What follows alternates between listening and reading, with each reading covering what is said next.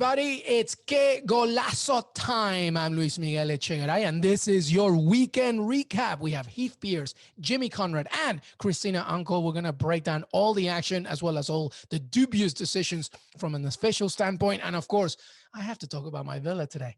We're coming up. Que Golazo right now.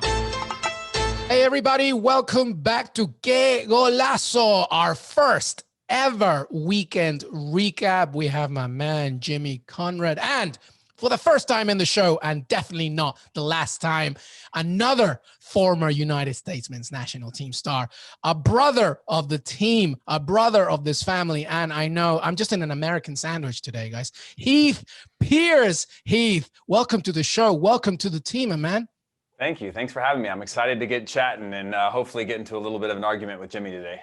Oh, I'm sure that's definitely going to happen. And I feel that I'm going to have to be super like, all right, cut it off, boys, cut it off. It's going to have to be the dad, right? But Jimmy, wait. This is what I've heard about. What I understand about Heath is that he's a master debater. So I'm really looking forward to seeing what he's got. Yeah, we might have to create a few rounds of this, Luis, moving forward, where you could just sit in the middle. It's like speed chess, you can moderate and you can cut us off when we need to. Oh, great. I feel really happy about doing that because I'm just going to let you go at it. What a role. I know, exactly. Anyway, welcome everybody to our weekend recap. We are going to bring to you all the analysis, all the betting tips that happened, and just give our best thoughts over the course of these last 2 days. Obviously, a lot more action to come in this next week, but we're really just going to focus on what just happened. Let's begin from Saturday. From the very beginning, the early game in the Premier League. We'll stay with the Premier League, Everton and Liverpool. And before we analyze this one, Jimmy, how was your day from a wagering perspective?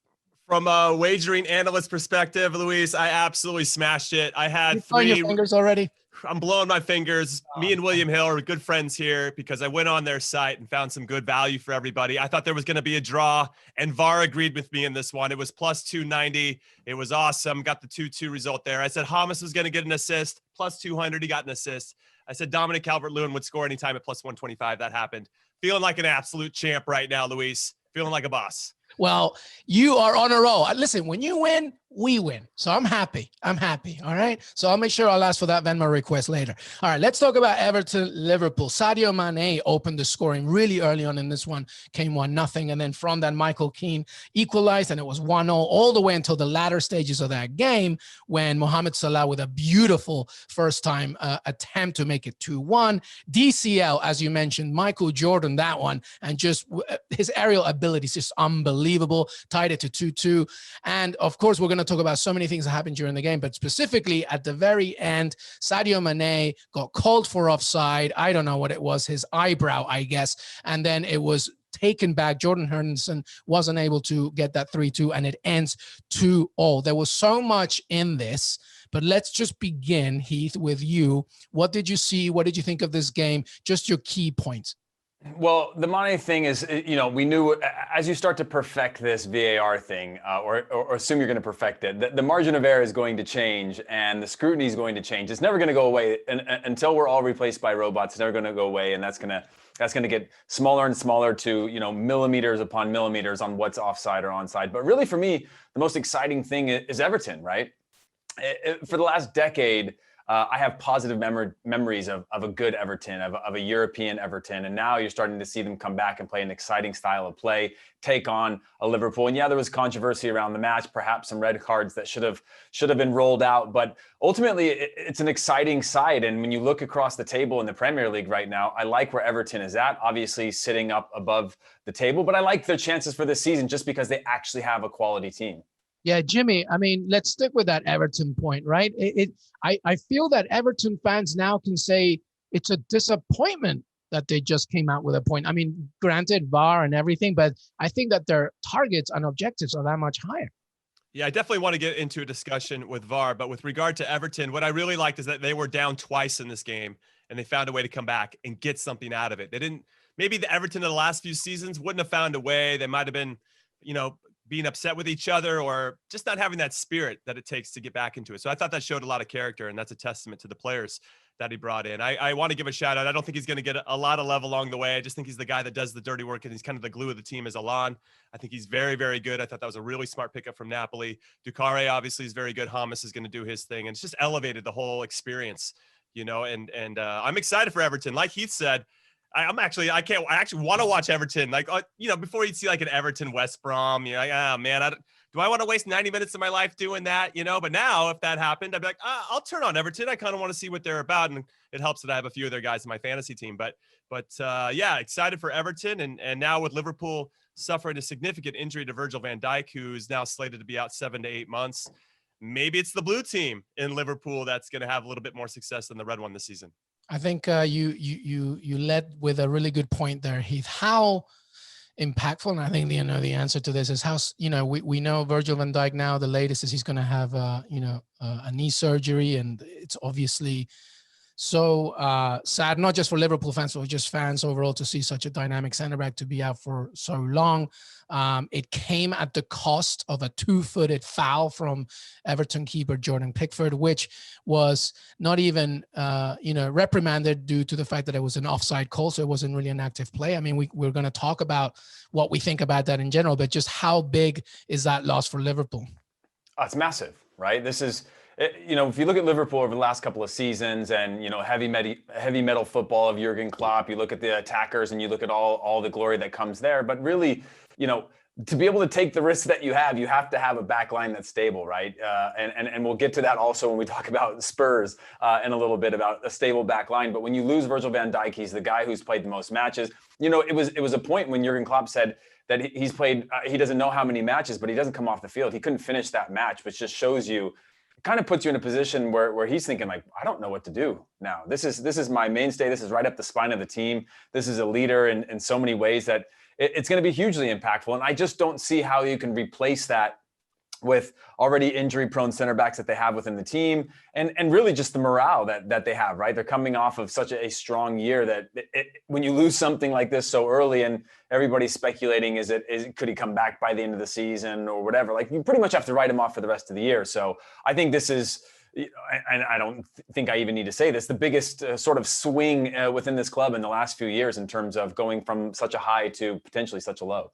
Yeah, players like Joe Matip and Joe Gomez are going to have to really step up. All right, let's talk about the actual situation that unhandled. What did you make of it, Jimmy? I mean, as I mentioned, a 2-footed, a horrific challenge on Van Dijk. What did you make of it? So I've watched this play over and over and over.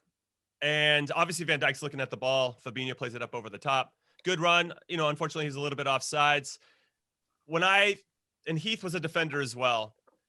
If we knew that we were going to probably get beat to the ball for a shot on goal or whatever, I always felt like we had the attitude, and I don't want to speak for Heath, but for me in particular, if you were going to score, I was going to make you earn it. And if that meant I was going to kick you in the face, I did it to Chad Marshall once, and he ended up scoring. I'm like, well, he earned it. You know, he can take it. I just tattooed his face with some shoelaces. He at least did that. And I think Pickford in that situation was just trying to make himself big. Does he need to follow through there? Probably not. But when I watch it in fast motion, it doesn't seem outside of the realm of possibility. It didn't seem as egregious. Now, of course, when you slow it down and watch it from 15 different angles, it looks infinitely worse. But in that moment, he's trying to make a decision and making it hard for Van Dijk in a big derby game where you expect tackles like that. You expect rough play in some ways. And I'm not trying to forgive him. Obviously, it was very dangerous and it put Van Dijk out for a long time. But I don't know. I'm kind of on the fence because as a defender myself, I just felt like you always want to make it difficult for the striker, whoever's getting a goal scoring opportunity. And so I can understand why Pickford made the decision that he did. So Heath, what did you think? Because here's my point.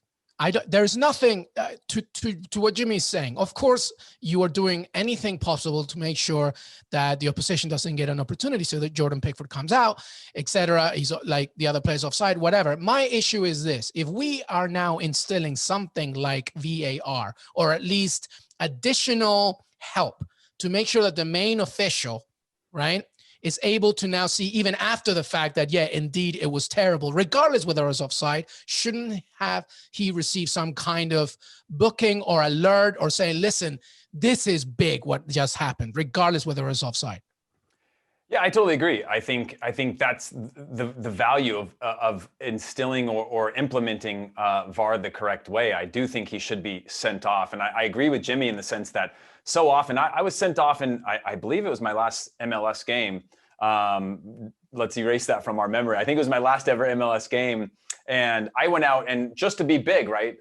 Opened my legs up like this and was sent off for showing both my studs. I didn't get into a challenge. I didn't make any contact, but I made myself big and I was sent off as a field player. But if you watch goalkeepers so often, they're trying to make themselves as big as possible to cover as much goal face as possible. They're also trying to intimidate a little bit, right? Make you have to earn those situations. If you look at it, like Jimmy said, in slow motion, it looks bad, right? And I equate this to the same thing as if you look at, and again, I'm not trying to excuse it either, because when it does happen, it needs to be addressed, right? I don't think it was meant to happen. I don't think there was maliciousness in that. But I do think he went out big and wasn't afraid to make some contact there. It's just wrong place at the wrong time and ends up with a really tragic injury. But I equate this the same as if you look at in slow motion, right? And 15 angles of a dog pile in the NFL. You watch really closely, you see how close so many ankles and knees and hips and arms are twisting and everything like that. You go, wow, this is just like millimeters of superb athletes from being injured athletes. And that's the way I see it. You can break it down a million times over, but that's why VAR is there. It should be able to address that and say, okay, maybe the maliciousness wasn't there, but the reality is he went up, he made the contact, he injured the player. Even if the intent wasn't bad, it was still a send-offable offense. And that's kind of my 2 cents or not 2 cents on that. I actually might have to disagree because Pickford is playing to the whistle. It wasn't like the offside was called and then he kicked him after the fact, which is where I think you can give him a red card. I just think there's this little gray area that exists in the game that if the whistle's been blown or if the offside rules the play dead, then anything after that, I don't know. You shouldn't get a free shot on anybody, but Pickford wasn't going out of his way. He was just trying to make it big. That one's a little gray. I look forward to talking to a real referee about this and not just me and Heath getting through it with our old defender lenses. I got thrown out of my last national team game with a red card as well. So I know that feeling. Honduras, I remember it. Oh, dude, I'm still bitter. We can forget that from everybody's memory too. Let's not go down memory road. No, but what I want to say is that Liverpool fans are obviously and should be very upset about this whole thing. And I get where they're coming from. But if you guys remember last season where Trent Alexander-Arnold came right through Saka on Arsenal, that thankfully he didn't get hurt. He didn't tear his knee or any of that type of stuff. But it could have been very similar. And yet I'm not saying that Liverpool fans were making excuses for Trent, but there were a few that were making excuses like, it's part of the game. You know, sometimes you just got to go through somebody. And so it's just interesting when they're, then they're upset about their player getting hurt as opposed to the one that was actually, incurring the injury or getting somebody else hurt. So let me ask one question real quick. Do you guys think that the perception of this changes if there's no ACL, right? Hard challenge, 100%. misses a game or two, maybe out 4 to 6 weeks, right? But not a season. Like an ACL is one that can potentially affect your entire rest of your career. Do you think the whole mood changes at that point? My argument with all of this, actually, the horrific ACL news and the knee surgery is obviously terrible, but it's after the fact of the original opinion that I have, which is when Jordan Pickford made that two-footed towel, even though the ref, like you said, you can't see it in normal time, we now have technology that should help the main officials see, look what just happened. It doesn't matter if it was an offside, inactable play. Now you actually have technology to help you see that was a horrific challenge. Of course, he didn't mean to do that. Of course, he wanted to make himself open and make sure that there wasn't a goal being scored. But the fact is, he hurt him real bad, and he should have been booked. Moving on. With that. Let's stay with the game. Let's talk about the other part at the very end, where Jordan Henderson thought he had won it for Liverpool 3-2, but Sadio Mane was just, I believe, his arm just literally on the line of offside. He obviously created the assist, and therefore the goal was not, allowed, and it stayed 2-2. Jimmy, what was your? What do you think about that? I mean, obviously, the rule is the rule. What do you think about the rule itself, I guess? I would say that it didn't feel like where his positioning was, given how close it was. I thought there was kind of an interpretation of offside in the past where kind of the tie goes to the runner, tie goes to the attacker in this, and they want to see more goals. They want to help provide those situations. Mane was his back was the goal. It wasn't like he was like creeping on the line and like ready to go in, and that gave him that superior advantage. There was no advantage. The defender was caught, for my opinion, ball watching a little bit, could have been a little bit closer to him. Mane gets the ball played to him. He just turns and runs. It's so close. I think for me, that's a goal. And I want to, when I say VAR, I almost think about handballs as well. If the ball's, and I used to think about this before VAR, if I'm a player in the box and the ball gets whipped in and it's crossed, or say that's like some guy just kind of bombed forward and there's nobody, none of his teammates are in the box, and he whips the ball in and it just happens inadvertently to hit somebody's hand, the defender's hand. Not in a gajillion years should I think that's a penalty, because he's got it wasn't going to any of his teammates. And I just feel like that needs to be brought into play when you're making these types of decisions that can change the impact of a game. I know that's a kind of a out there type of example and not the same, not like for like here, but I just think those types of things, that nuance and subtlety, that when they're teaching these referees to look at these certain plays, I think that should be brought into it, because there is no way they're going to score off some hopeless cross where there's nobody in the box, just to further that point. But yeah. So that's, I'm just I want that nuance and subtlety to be brought in. And I just don't know if the referees have that type of experience. I don't know. Yeah, I would agree with that in the sense that if you looked at Mitrovic's penalty that he gave up for Fulham this morning, he's swinging up on a ball and he misses the ball, but the guy who touched it before he got hit sends the ball square, yeah, exactly. to the sky. I agree. And it's kind of like that whole one-on-one with the goalie where he takes the long touch over the end line, draws the foul, and gets the penalty. That you want to have some sort of nuance and feel to it. And I know they're trying to say, okay, contextually, does this make sense, right? If you were to hit a ball over the end line and then get fouled, is it a foul or is it not? And having that feel for the game. But I do think that is a part that's missing as the next stage of the development of these types of things, of what is the impact? What is the role that it's playing? And how much of an advantage is actually coming out of this? And again, when you're a victim of it, when your team's a victim of it, or whether you're a player or a fan, you're never going to agree with how it's played out, no matter how good it gets. But I do think that Jimmy's right in that nuance needs to be there more often than not. Yep, I think we will end that game right there. What do you think in terms of both the decisions in the game itself? Tag Golazo Pod on Twitter. It's a good thing we have Christina Unkel later on to talk to us a little bit more from a professional standpoint, as opposed to three amateurs like ourselves just talking about it. Let's move on and let's stay with Saturday. Let's talk quickly about Manchester City against Arsenal. Before we get into the game, Man City wins 1-0, and obviously another occurrence in this one. Jimmy, from a betting standpoint, how did that look? Yeah, it was not great. Not as good for me as Everton, Liverpool. Oh. I had Granit Xhaka getting a yellow card at plus 150. I thought that was going to hit for sure. It didn't hit. Damn you. That's crazy. That was I know. I just felt like I was printing money with that one. And then I missed Arsenal getting a result. I thought they were going to get at least a draw. That would have paid plus 375. And then if they had gone for the win, which I thought they had a chance, given some of the lineup issues that City had, though Aguero and Sterling both started, we didn't think either one of them was going to start before the game. That obviously probably would have influenced different things before I made those bets. But I just thought Arsenal was going to get more out of it, and they didn't really threaten. They didn't seem to.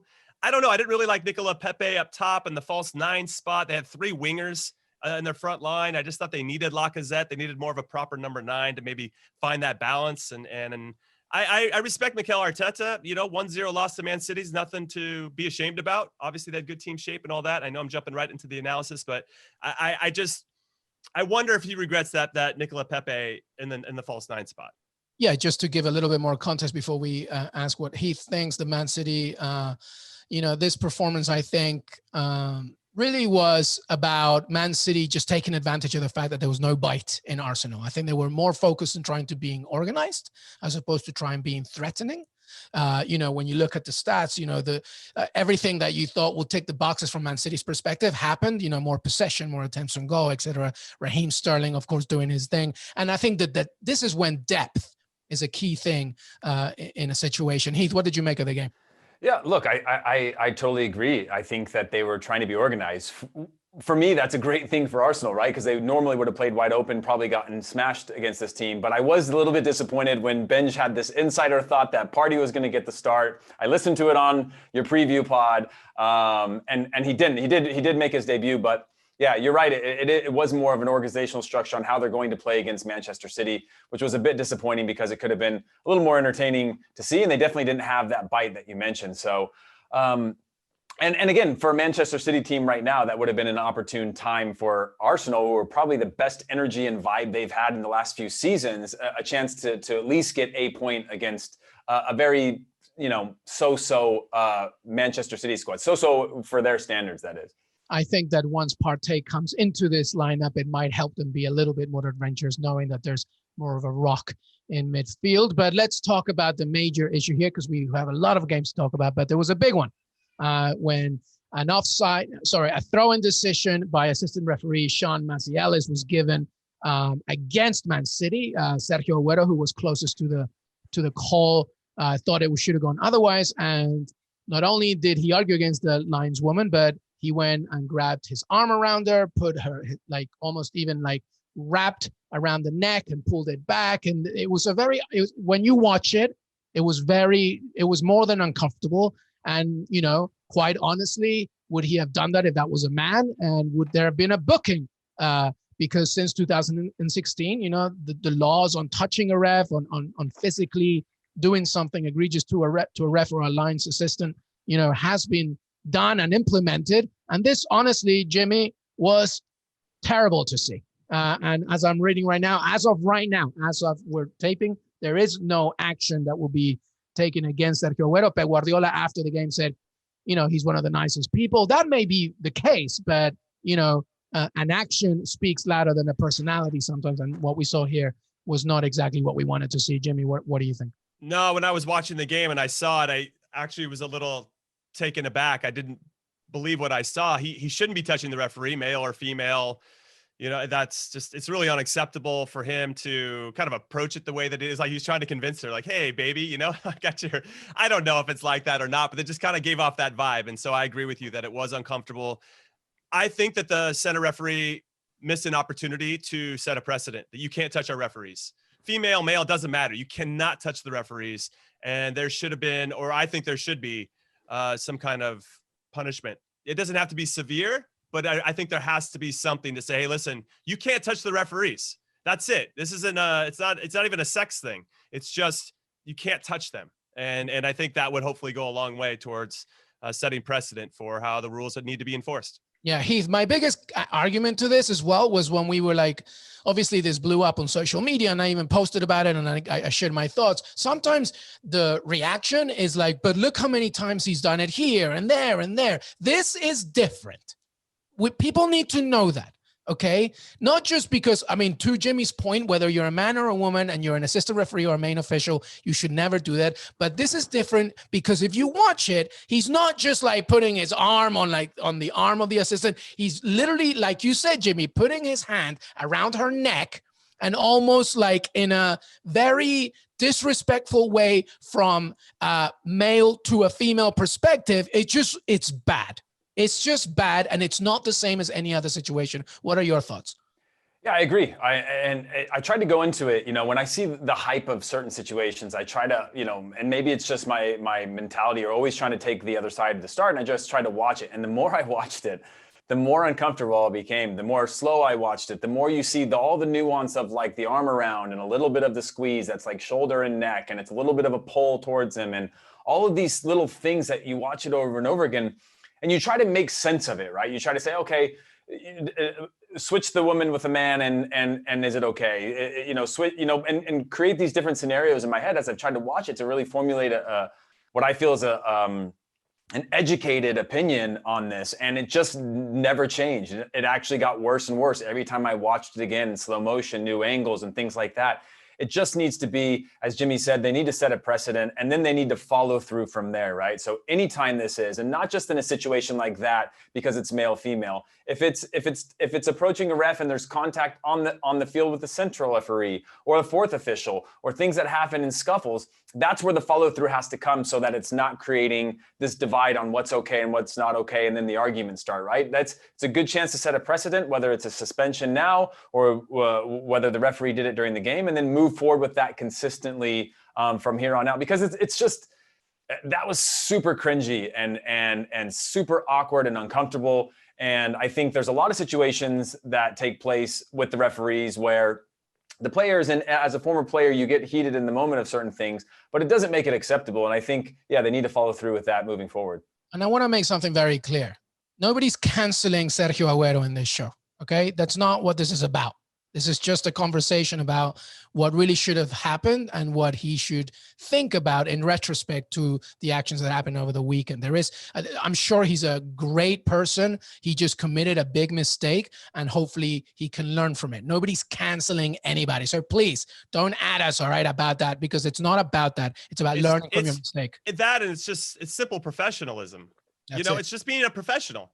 To Heath's point, I hadn't gone down that road, but what if a female professional put her arm around, a male assistant referee that wouldn't be okay either. Like it's just not okay in any situation, or I don't know. I just think it's simple professionalism. I wish that Pep would have said that he wants all of his players to maintain professionalism at all times. We shouldn't be touching the ref. A couple good opportunities, I think, for people that are role models in a lot of different ways to not cancel anybody, but to say, hey, listen, that behavior's not okay. And I actually not liking it. But I remember when Jose Mourinho had to address Eric Dyer going into the stands to go fight some people.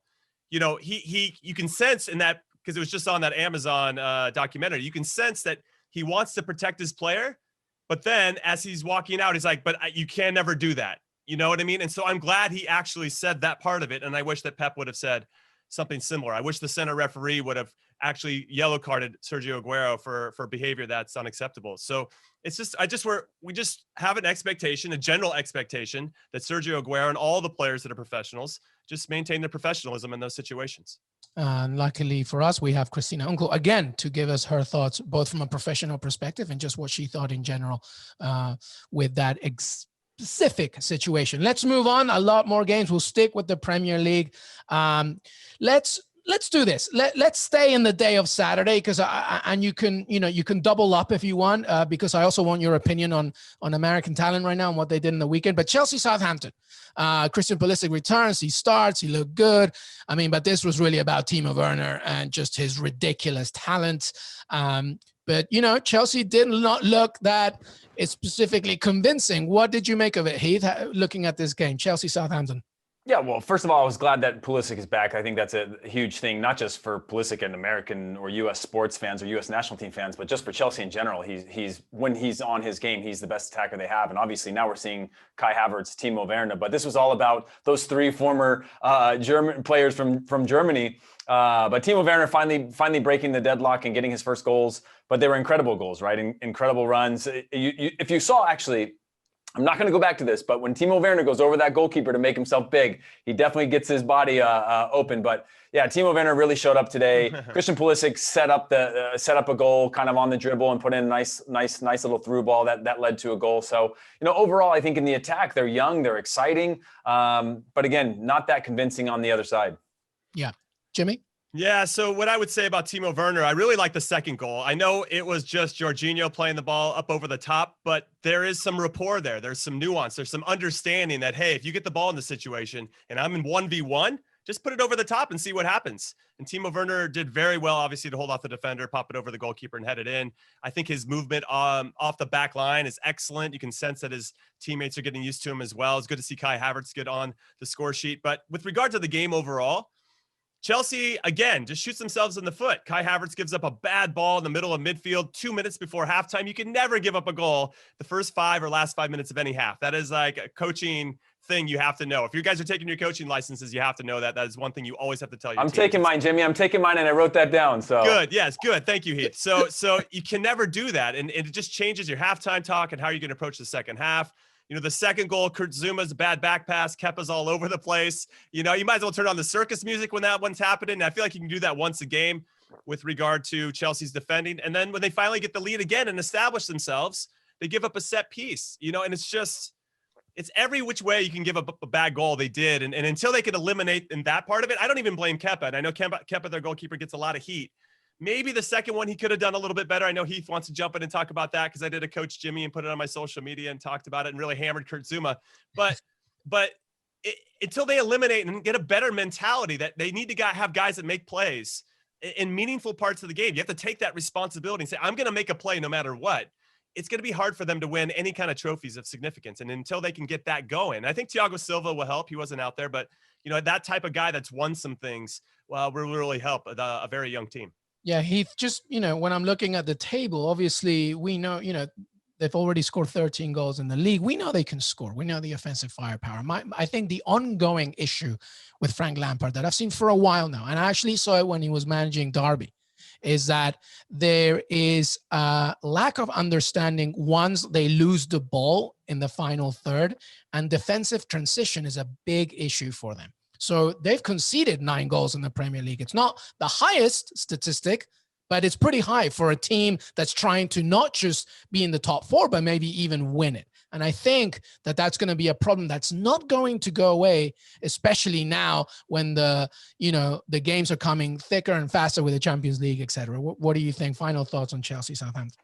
Yeah, I think you're right. I think that this is the balance of building a team, right? You've got Chelsea has shifted from being this pragmatic win, 1-0s, to being this exciting, attacking, young, kind of all about the youth and letting them go. That comes with, we glorify the youth sometimes, but sometimes that comes with sacrifices, right? Of understanding, having situational awareness of how to see out moments, to see out games, on how to control leads and things like that, when everything's all about the attack. And that is the shiny toy right now in global football is this young, exciting attack, the gegenpress, things like that. But there's also this maturity that comes with having more experienced players on the field that can help to close out games and make plays in key moments. When you look at the Zuma one, same thing.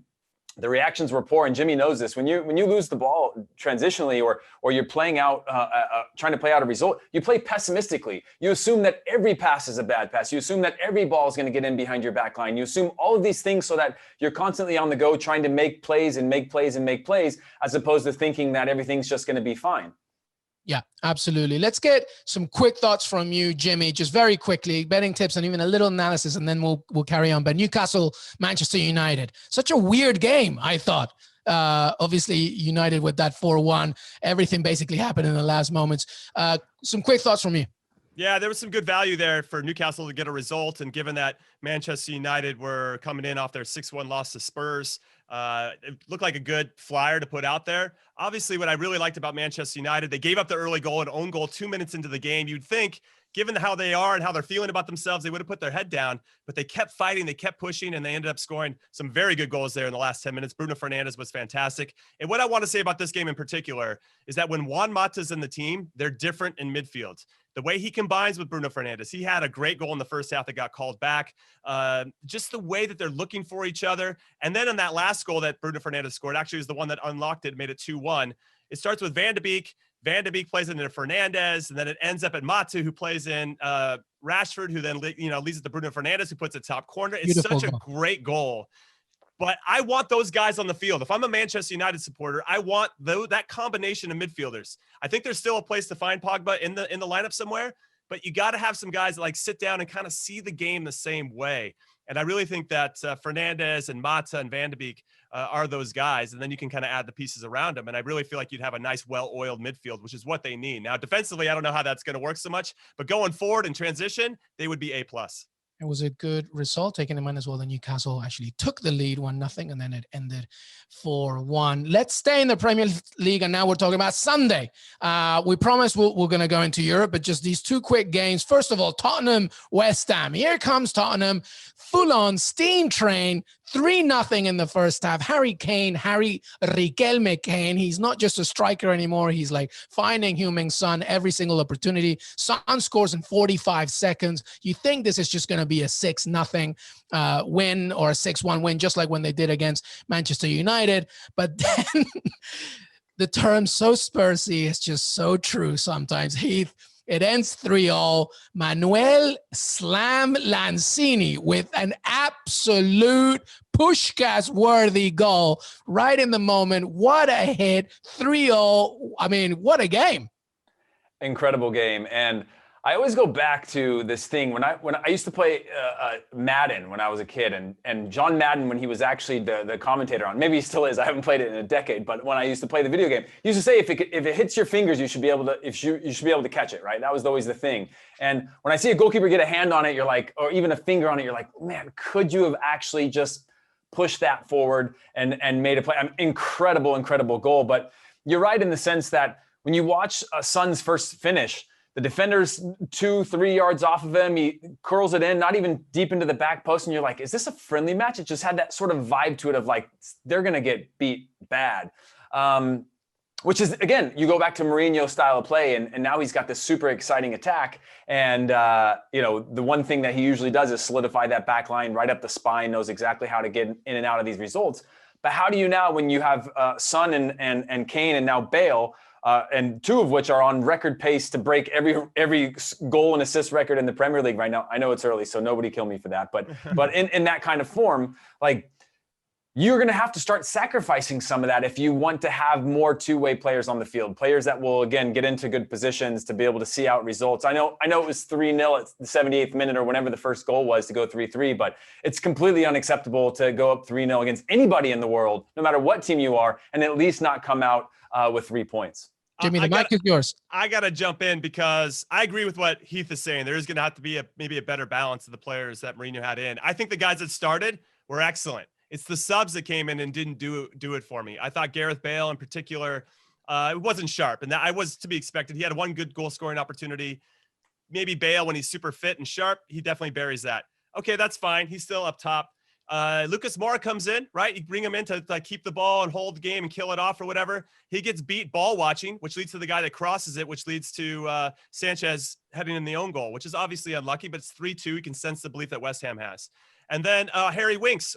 Yeah, he tries to control the ball on the top of the box with 30 seconds or less left in the game under a ton of pressure. And that, inside. He tries to control inside. Dude, inside.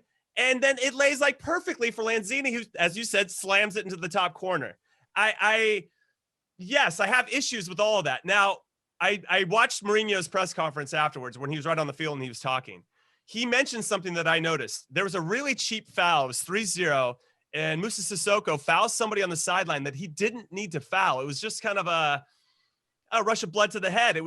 He didn't need to do it. The guy was going backwards. There was no reason. And that ended up leading to the first goal that West Ham scored. And it's those little things that I think Mourinho is going to pick on is, hey, just keep your head here. And even on the last one, Sergio Aguero cut out the pass. He takes a touch and relaxes. The guy cuts in front of him. That's the foul. It leads to the third goal. So, yeah, I mean, I'm going at the subs a little bit. But there's still players that have to make plays and they have to concentrate. They thought they had the game won too. And I actually heard from Declan Rice spoke after the game as well, the captain for West Ham. And he said, yeah, they just stopped playing in the second half. They stopped pressuring us because they already thought they had it won. He's like, we couldn't believe it, And so, I mean, I think that all speaks for itself. And one last thing on that, Luis, is that you could see this, and it's just on Jimmy's last point, you could see the smile on Harry Kane's face. It was very casual, right, in the second half. He hits the post midway through the second half or late in the second half. It's a laugh, it's a smile, he's disappointed, but ultimately they're like, okay, we've got this result. And there was a little, you could just see that just...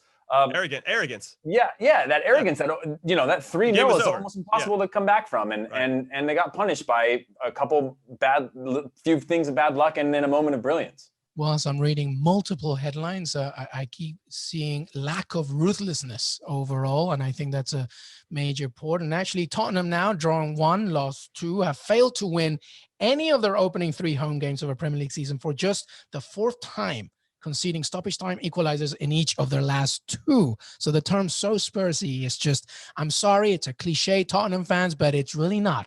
It's a true reality. Listen, really quick on this. After the first 45 minutes, I was like, I think Spurs can win the league. I mean, that's how well they played in the first half. I was like, these guys are title contenders. I tweeted that it was like, am I actually talking about beautiful football from a Mourinho team that's not in Milan? It's amazing. I got one last thing, and Luis, this is a question for you or Jimmy. How does Mourinho handle this now, right? He's got the most informed strikers or strike force in the league, but they're not getting any points. They're not getting the results that you need. How do you actually, that's my whole thing, is like, that's a whole nother set of issues, right?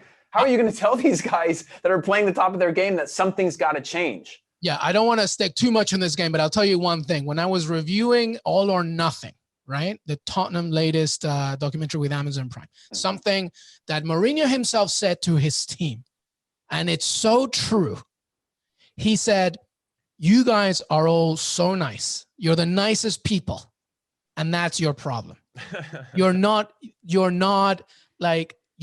mean enough. You're not tough enough. I can't say the actual word, but he wanted them to just have more bite. And I think that when you look at this team, at this point in Mourinho's career, it's going to be very difficult to try and get that ruthlessness. I mean, somebody like Tanguy Ndombele should be the most lethal defensive center midfielder in the Premier League, and he just isn't. Well, listen, wait, in fairness to him, they didn't start scoring goals till he came out. True. So, I just want to throw that out there. Yes, I think overall your point is valid, that they still are too nice. They still need like a Roy Keane in the middle of the park who will pull you by the collar and make sure you're doing your job no matter who you are. But I did see Harry Kane making tackles to block shots at the end of the first half. They just dropped off in the second half. As Declan Rice rightly pointed out, they just stopped pressing. They stopped trying to give that extra energy that they'd had definitely in the first 45 minutes. Well, we'll finish on that game and we'll just do one more in the Premier League. But, if you watch Ted Lasso, what they need is a Roy Kent. That guy right in the middle, just ready to take over. So moving on to the last one, and I'm wearing it. The poster's right here. Villa with a game in hand, 4-0, second in the table. Ross Barkley in the last minutes beats Leicester City to keep this steam train going, and it was incredible. I'm not even going to give you analysis. I'm just going to tell you that we're the greatest team in the planet. I'm just glad somebody's watching Aston Villa, because I'm pretty sure it's not me and Heath. Hey, Jimmy, when I asked Louise earlier, I said, when I looked at the run of show, I just can't believe that Villa's still in this run of show. Yeah, how are we going to talk about this? I thought they had their week for the year. Agreed, 100%. 100%. You guys should just be happy that I'm not singing, that I'm not doing all the chants on it. But let's talk about this. Basically, it was a very good game. And I think that essentially it was a game out of two teams who really believe in the same philosophy. Keep the ball, be super controlling when they don't have the ball, and just aim to attack the opposition's weaknesses. Brendan Rodgers, I think, is done tremendous things with Leicester City. I think that Villa got a little bit of luck, the fact that Jamie Vardy didn't play, of course, but Iheanacho is a very, very good player that really was holding the ball. Aston Villa and Leicester City played to a 0-0 result all the way until the last minute when Ross Barkley grabbed that ball and right from outside the box, bottom left corner, made that win. But it was a very, very tight game played by two very good teams. And the only thing from a Villa perspective, when you're a Villa fan, the only thing that you should be happy about is the fact that now this is a squad that doesn't falter away from home and is super, super organized. And as a result, Aston Villa second in the table with a game in hand, but Everton remains top of the Premier League.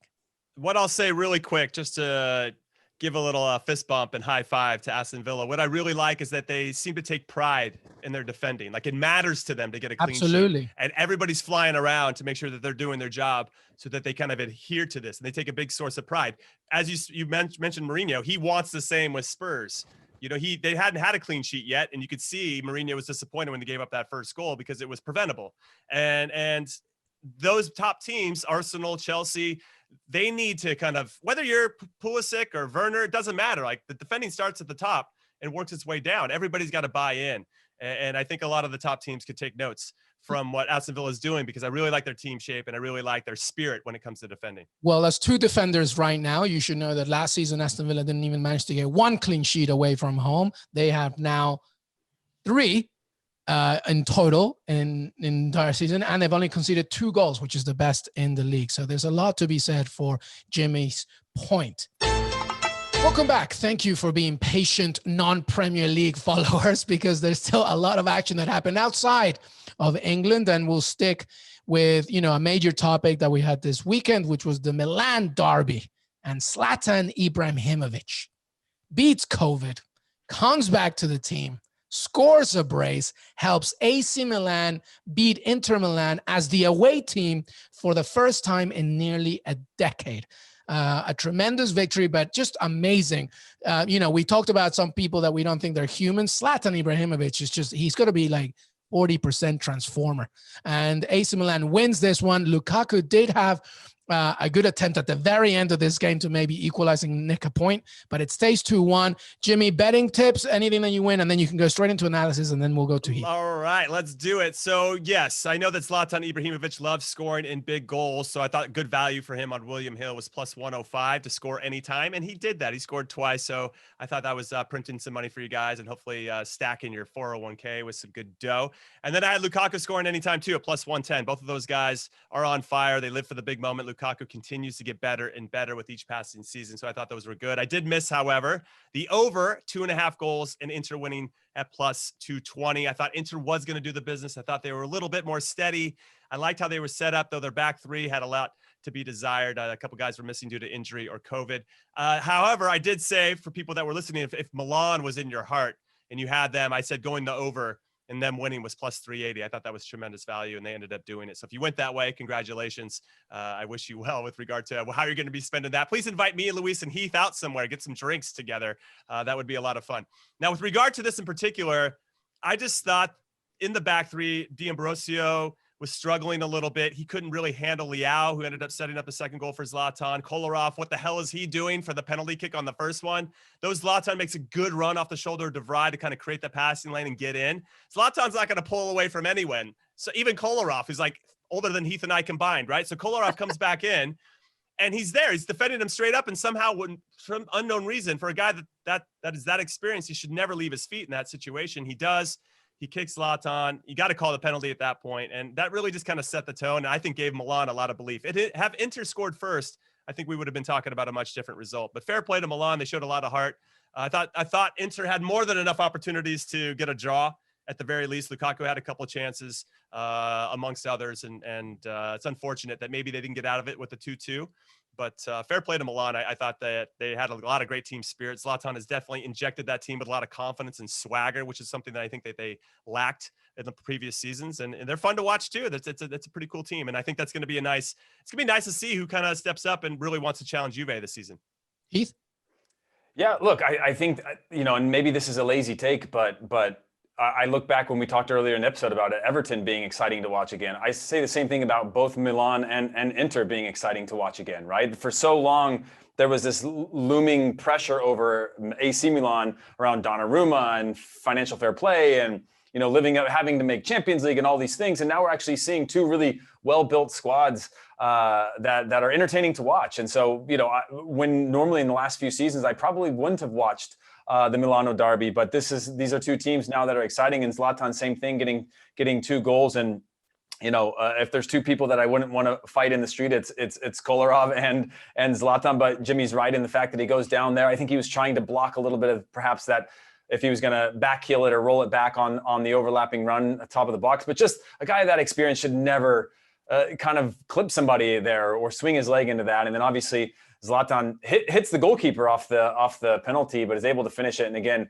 it really set the tone from there. And it was just overall an entertaining match to watch. I didn't have a dog in the fight, and I just the one thing that I think wins is just the Italian league overall, just because again there's been so much kind of with COVID and everything like that over the last sort of however many months, it's nice to see two teams playing entertaining, not even with their best squads on the field, but just having a derby come back to life and two teams that sort of prop up that league quite a bit. Yeah, the Antonio Conte philosophy is very nice, but I don't think Kolarov would ever or should ever be part of that 3 at the back. It's just not for him. As a result of that, and because Juventus tied with Crotone, Cristiano Ronaldo out, Weston McKennie out. And of course, we said how much is going to impact. Well, it did. AC Milan is top of the table, top of Serie A with 12 points with Sassuolo, who's another. We talk about Atalanta a lot, but fans should watch Sassuolo. They play some great stuff. They're second and Atalanta third.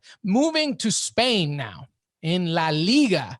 Well, Atletico Madrid wins it against Celta Vigo. And you're thinking, okay, should be a pretty normal type of Spanish weekend, but then comes Cadiz, the newly promoted team, and Choco Hernandez, who, if you don't know him, he's from Honduras, and he gets the winner. And for the first time in La Liga history, the defending champion loses to a newly promoted team at home, and it's a 1-0. And then, before you know it, Barcelona plays Getafe. Getafe, I want to sit and just counter Getafe, and that's exactly what they did, and they get away as well with a victory. So both Barcelona and Real Madrid lose this opening weekend. Any opening thoughts there, Jimmy, from La Liga this weekend, especially as we look ahead to next weekend, which is El Clásico? Yeah, I'll speak about Cadiz initially, because they didn't just luckily beat Real Madrid. They outplayed them the whole game. They outshot them. They got more shots on goal. They limited Madrid to only 2 shots on goal themselves. Benzema did hit the crossbar. Vinicius Jr. did have an open header that he probably should have buried. But I don't want that to take anything away from Cadiz. They deserved all 3 points here. And it was very cool to see just It's almost like, no big deal. We just took down. I mean, their body language was awesome. You know, when he scored the winner, he just kind of jogged off like, yeah, all right, no big deal. We're up 1-0. But I mean, they pumped him, especially in the first half. So I'll speak to that. I don't know what else you saw in the Madrid game, Heath, before we move on to Barcelona. No, I mean, I think you were spot on. I don't want to harp on it too much, but again, when you look at the table, you know, you're 11 points or something after 6 games. It's wide open. This is when I am sort of a big, like, I'm all about big football, and I know that's not the cool thing, but I love watching Real Madrid. I love watching Barcelona. I love watching the big matches from the big teams. But when you look at the table, this is a year where you're like, who's going to step up and perhaps take this, right? We saw in the past with Atletico Madrid, but ultimately they haven't really taken off yet this season. And so I'm just looking at the table more than anything to say, is this a year where perhaps we see another winner than one of the two giants? And that's what I'm going to be monitoring more than necessarily the results, is what other results are taking place that'll move people further up the table to try to win the league and make something, you know, create a little bit of new controversy in Spain. Yeah, so apologies to Hondurans. I said Choco Hernandez because I was thinking of Ivan Choco Hernandez, the boxer, the Mexican boxer, Choco Lozano, the Honduran striker that got that winner against Real Madrid. Here's a question for you both from one of our listeners, Billy204 on Apple Podcasts. Thank you so much for dropping your question. Leave a rating and review and ask away. But she had a good one, and she said, will Real Madrid suffer this season due to the lack of inactivity in the transfer window? Jimmy, to you. No, I don't think they will, and I don't think they needed to go buy anybody. Obviously, you're hoping that Eden Hazard will come back and be healthy after suffering some injuries over the summer and this last season. You got Fede Valverde, who really emerged as somebody in the middle of midfield, Vinicius Jr. and Rodrigo, who are both up for the Golden Boy Award. You know, you want them to continue to grow as players. Luka Jovic at some point is going to start scoring. You know, I feel like he can score when he has the Eintracht jersey on, but he puts on a Madrid jersey and he looks like he doesn't know how to score anymore. They have all the pieces, you know, Asensio, all these other guys that are coming back from injury that maybe weren't as pivotal the year before. I think they have everything. And I also think that they might be seeing what Chelsea did in this last transfer window. Like, maybe if we don't spend for a couple of transfer windows, we can go really big.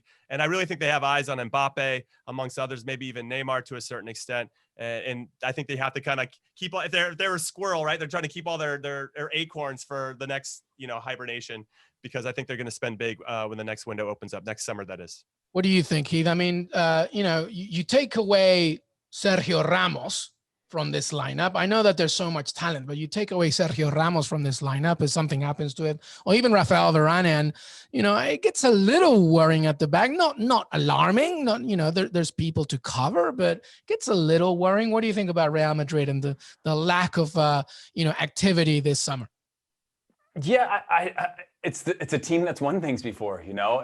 I think they have the depth. They have young players in the pipeline. I think, again, the biggest thing that Jimmy said is that they need a big splash. I don't think they need more players. I don't think they need to fill more roster spots. I don't think they need to have 2 in every position necessarily, because they have the quality within their roster. But, you know, even just looking at that, you know, okay, you take Sergio Ramos out, you still have a lot of quality within your lineup, you know, and depth. Even looking at the bench, it's you know, Valverde, you've got, you know, you still got Casemiro that can step in. You got Toni Kroos who came out. You got Varane, Marcelo. It's a roster that's yeah, strong. they can play. Yeah, well, that's the thing. I mean, Militao, I wanted to jump in. He did really well when Sergio. I thought the Man City in the Champions League, it wasn't him that made the mistakes. It was Varane, and I thought Militao was actually excellent in that game. So yeah, they have depth everywhere. To Heath's point. Sorry to interrupt. Yeah, no. I think Jimmy covered it really well in the first hit. Is that they could use a big splash, an injection of something exciting, very Galacticos-like, that I think is the only thing that could be missing. And when you talk about an Mbappe or somebody like that, but otherwise, I think it's just that time of the season. And fortunately for them, as I said before, who's going to step up and win this league, or is it going to be another team? No one's doing it yet. And the teams that are up there, you can't honestly stay. They're going to have a chance to sit at the top of the table forever. Getafe is not going to potentially, I don't want to say never, because we have Leicester stories in our lifetime, but they're not going to necessarily sit at the top of the table or sit in the top 4 forever. And so that gives opportunities for the Real Madrids, the Barcelonas, the Atletico Madrids to find their form over time, tinker with the roster, wait till the whole team is back and healthy, and then splash big potentially in the wintertime to really go for a run in the spring. Yeah, the table looks interesting at the very beginning. David Silva's Real Sociedad leads it with 11 points. Villarreal second, and Madrid, Getafe, Cadiz, Granada, Barcelona's in ninth. I mean, it's still early, true, but the only caveat I would say is that this is unlike any other season, just because of this crazy year that we've had. So maybe we'll see a little bit of a crazy story. Who knows? Either way, I think, Billy, your question has been answered. I think Real Madrid will be fine. It's more to do what they do intercontinentally, I think. Also, we didn't even talk about Martin Odegaard, who was fantastic for Real Sociedad last season. They brought him back. Now, he hasn't really had the impact yet, but we know that he will. He's already proven his quality against La Liga opposition. So it's just finding a good spot for him on the field. Just to wrap up this segment before the wonderful Christina Unkel comes in, we have two former United States men's national team players. We have two legends with me, two amazing defenders, two beautiful men. I mean, I consider myself more of a self-legend, Luis, but I appreciate the shout. Don't say legend. That's where you get the most like. If you call either of us a legend, people are gonna really, Luis. Can you just take the compliment? Yes, I can. Yes. Okay, all right. Thank you. But you're right. They're gonna. Thank you for saying that.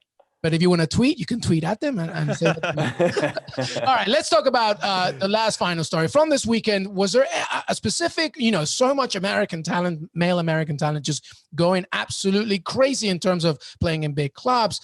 We touched on Christian Pulisic a little bit. Weston McKennie obviously is out right now. Was there anybody, let's go with you, Jimmy, any player that, you want to talk about from this weekend? Yeah, I want to bring up Gio Reyna. I just think that he has been very, very good, continues to grow in confidence with Borussia Dortmund. He had the second assist, that he flicked on a header to Erling Haaland, who then tapped it over to Marco Reus for the 1-0 winner over Hoffenheim.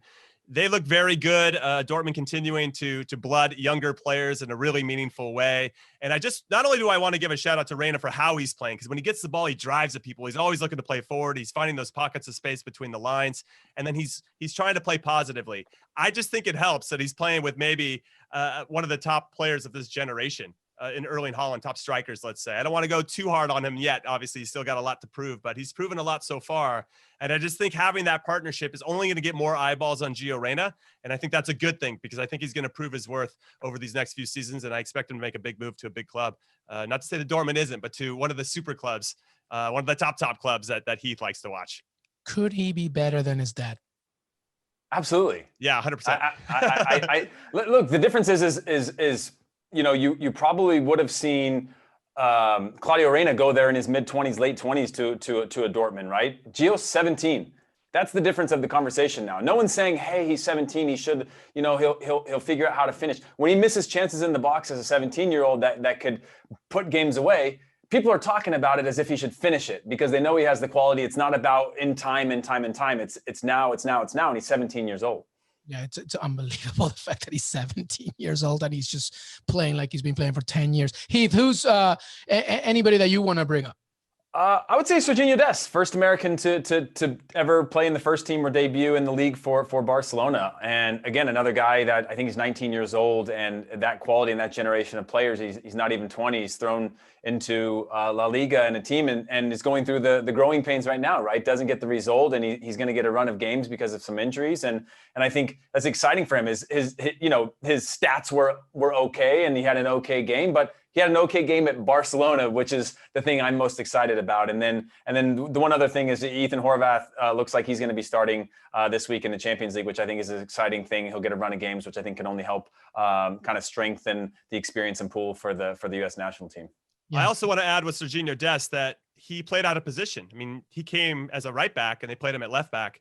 And I thought that was interesting. And I thought he was already kind of looking for Messi, which is probably a good thing. If you want to build a relationship with Messi, just give him the ball as much as humanly possible. And Messi had a couple good opportunities from Dest passes. And how high he's getting up the field is very exciting as well. I still think there's some issues at Barcelona in general. Griezmann is getting in a bit of a row publicly with Ronald Koeman, the manager, because he's playing him out wide. And Griezmann hasn't scored yet this season. And we all kind of thought that he would with Luis Suarez out of the way and Vidal out of the way. He's going to get more minutes and more looks.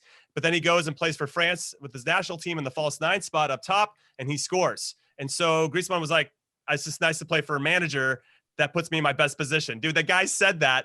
Koeman was like, you got to listen to the coach. It's a complete mess. So in some ways, I'm excited for Sergio Dest to play for Barcelona, but I also want to get to know him a lot better. Like, yeah, give me the dirt on what's happened at Barcelona. It sounds like a dumpster fire behind the scenes. Well, I will be talking to him very soon, so I'll hopefully try not to dirt. And by the way, on that Griezmann point, he had a very good opportunity to equalize in that game this past weekend in that specific position he so much adores centrally, just like Cholo Simeone would also put him. And guess what? He put it right over the bar. So sometimes you just gotta like live up to what you want to talk about. The only last point that I will say is that we'll also have a great episode with Brendan Aronson, the Philadelphia Union homegrown player, 19 years old. Such a tremendous story here now. He will be joining RB Salzburg in January. We're looking forward to that trajectory. But that was it for your, I guess, Yanks in Europe. I don't know. We're going to come up with a better nickname there. But thank you so much, gents.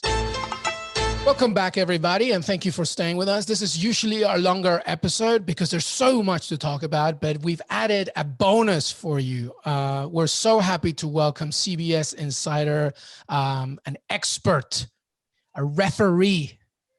And when I say expert, I mean it in the truest of sense. Here we are, amateurs, talking about what we think of VAR and refereeing decisions. Well, now we have Christina Unkel joining us to discuss all the topics from a professional standpoint. You only have to look at her resume to understand just how much she knows about the game. And we're going to ask her a few questions and she's going to share her thoughts. Christina, first of all, welcome to Golazo podcast. It's so great to have you here. Yeah, thanks for having me. And, hey, bonus round, let's go. I'm glad to have this conversation, especially since I know Jimmy's been teeing up for this. Jimmy's ready. We're all ready. Christina, the first thing that we want to talk about is the Man City Arsenal game. In that game, Sergio Aguero and Manchester City thought they had a throw-in decision their way. However, the assistant referee, lineswoman Sian Massey-Ellis, gave away the offside, actually pointed the throw-in, to the other direction. And Sergio Aguero did not agree with this, but not only did he not agree with it, he decided to put his arm around her and his hand touching her neck almost yanking it back. Now, obviously, we know that from 2016, I believe the rules have been even harsher and implemented on making sure that no player should touch a referee or assistant or official, regardless of sex. I don't know if you've seen what happened. Can you give me your thoughts on that specific moment this weekend? I've seen the play, and it is something where it's at least refreshing to see that the majority of the football world, even outside the referees, understand and know that that is not okay. That has to be stamped out of the match. The number one reason why referees do not return to officiate, and the one thing people always say to referees is good luck, that's the hardest job ever, is because of referee abuse or assault. So I'm using these words, abuse, assault. People take a look at this clip and say, hey, all he did was slightly pull on her shoulder, on her neck. I understand the severity of it isn't necessarily a strike or a punch, but it's the same concept. It's the same intimidation foul, or it's the same intimidation type of a contact that's being initiated by Aguero here. And I don't really understand why players want to die on the hill of a throw-in, especially when we're talking about like near the quarter flag. But regardless, this is something that has to be stamped out of the game because of the subconscious element or the subconscious messaging that you're sending to people that it is okay to contact official. And this isn't the type of contact, right, where, we're both kind of joking as a player, as a referee, and it's kind of a pat on the back type of a thing where we know it's normal, cordial kind of a conversation. This is clearly an intimidation. Hey, I understand. I don't agree with you. And I'm going to go ahead and make contact and ensure that you know this. So this has to be gone. He had to have been sent off for this. And it's unfortunate for a little bit from what I'm hearing is that there's actually not going to be any punishments on this play, which is incredibly unfortunate because that's sending, once again, another message to the players and even to those watching fans and viewers that, hey, apparently this is acceptable. And that as we say in the referee world, what you ignore, what you don't deal with, you're essentially acknowledging and you're giving permission for it to continue to happen. Well said. Heath, right, Christina, you had a question. I've got a question for you since we're in this bonus round together. Let's look at the Van Dijk incident over the weekend with Jordan Pickford coming out. The main question that I have for you is after a play is stopped or after an offside goes up, should there be consideration around something like this when obviously Pickford comes out and there's a horrific injury on it, whether it's intentional or not is irrelevant. But do you think that more consideration should be taken after the fact there? Yes, more consideration should be taken and should have been taken in this situation. So players are still responsible for their actions even after the whistle blows. So here we have this in situation where, I had heard a little bit of chatter about it before I'd seen the clip that, the flag was delayed. If that flag would have gone up quicker, would this collision have happened? I mean, it's such a quick boom, boom play, right? We got the service into the box. By the time that flag would have popped up and the whistle would have gone off, even if the flag wasn't delayed, which here I think everyone's now understanding the flag's going to be delayed because there's a potential promising goal that could result from this, which then VAR would become involved. The concentration still cannot be lost in this after play. So kind of break it down in two different phases is yes. One, VAR and the referees are so focused on this offside. Was it offside? Why? Because they could tell in their gut that if it's not offside, we got a penalty kick here, right? But that doesn't ignore the play that still occurred. Because it was so quick, right? We still got serious foul play on the situation. In my opinion, definitely should have been a red card. And I think the reason why, the officials in the VAR here, David Coote, as well as assistant VAR, it's such critical for the assistant VAR who's up in the booth with the VAR, who is an assistant referee put in that position, Lee Betts, to not lose focus that this has to be addressed with still. After the fact, yes, okay, we got VAR offside, confirm on the decision on the field, but there still needs to be a red card for serious foul play. And where people kind of get lost, everyone says a two-footed challenge. It was. People usually get focused on studs. Was there studs in the knee? Was there contact? No. However, this is the planting leg, right? You got the full weight of the goalkeeper on this, right? Pickford's full weight of the challenge is going into this, going right through the knee. As we now know, right, his entire ACL is out. This is something that still needs to be addressed and can't be forgotten. And it's imperative on not just the VAR to remember this, right, while they're focused on the offside, the AVAR, especially the AR2 in this scenario. If anything, the entire crew needs to remind Michael Oliver that this has to be addressed. It can't be ignored. Yes, offside is the right call on this decision. We got the ball coming out, but we still got red card, and we got to pick that up with Pickford.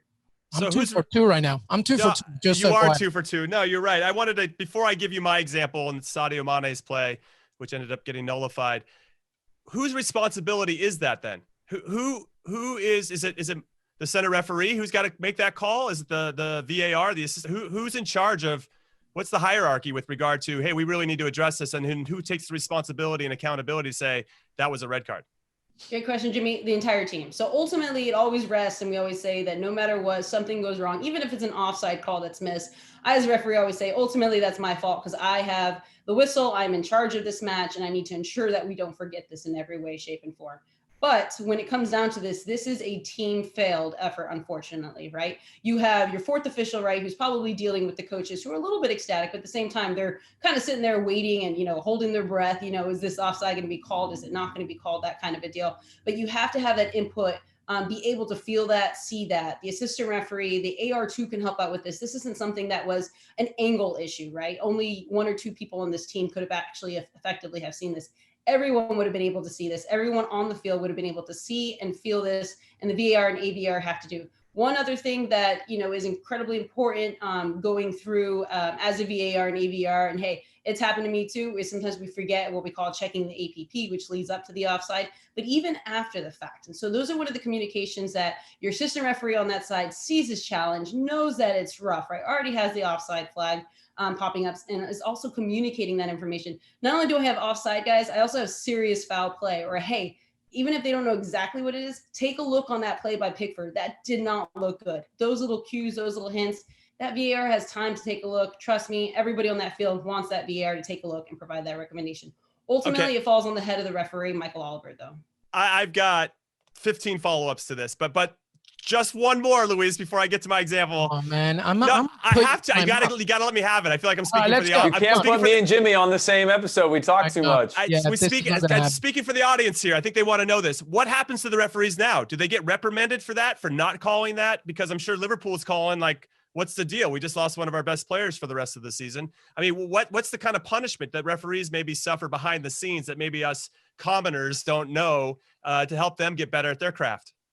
Yeah, and I think the commoners know the majority, right? So every game is assessed. There's a referee, inspector, an observer on these matches. Every game critical decision, or KMI, what we call key match incident, gets reviewed and determined whether we got it right or whether we got it wrong, right? If we get it wrong, we obviously get negative marks over our overall scale. Every league has a different scale.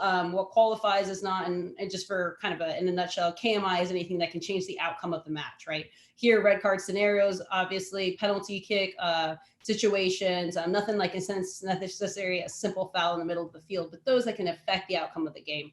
So these games are criticized, critiqued, broken down. They go back in video analysis. The referees enter that, and obviously it can go over to one's ability to continue to be employed, right? So PGMO is an employment factor, right? You want to make sure you pass, all right? If not, you can either, lose games in that sense, or say, hey, you're not necessarily maybe ready for these games if you continue to miss KMI situations. You either need to go back and do some, lower level division games and get back your consistency level. Because as a referee, similar to a player, you can have a good season, you can have a bad season. When you're having a bad season, you got to recognize that quick. And usually the inspectors can recognize that as well and say, hey, you're not necessarily a bad referee, you just had a bad moment. So how about we get back on the horse and figure these out? So there is, in the sense of the assignments moving forward in the future, in the sense of saying, okay, maybe this referee needs to go back and get a little bit more fine tuning or tweaking for their match so they don't continue to make these decisions. And really the most important part is, why did we as a team miss this? If we don't determine why we missed this collectively, what we could have said better, kind of to that earlier question, what was the communication that could have been had between the team? We're not going to get these right. And so once we can determine, and here the beauty is everyone has those audio, right? We have the audio between the VAR, AVR, all of that's taken apart, all those clip analysis are put together. And it's not just this referee crew that will listen to this. It will be all of collectively PGMO, all the referees in that organization who will hear it, get feedback, and say, here is how we can be better and not miss these decisions that ultimately has ended this player's, rest of the season, as well as, really good chances for Liverpool. I cede my time. Go ahead, Luis. You can take it back.